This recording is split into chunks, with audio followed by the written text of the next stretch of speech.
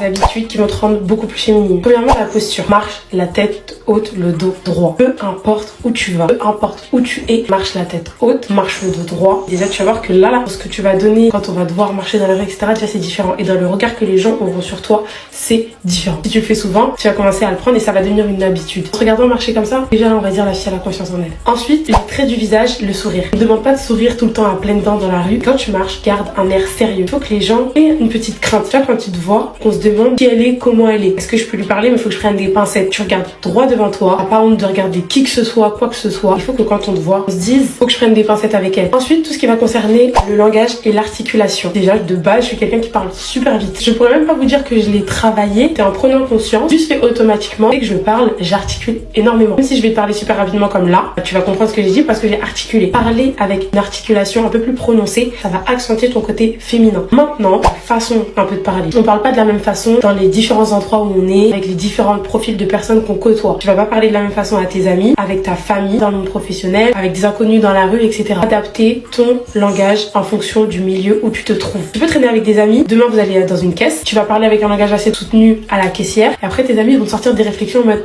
tu fais trop genre. C'est pas que je fais genre, c'est que je m'adapte. Je vais pas commencer à parler avec elle comme je parle avec toi. Ne te sens pas obligé de parler de la même façon avec tout le monde. Si t'as des réflexions de ce style-là, des amis qui te disent ah mais t'es bizarre, pourquoi tu parles comme ça, ou tu fais trop genre, ah tu te donnes un style, ok.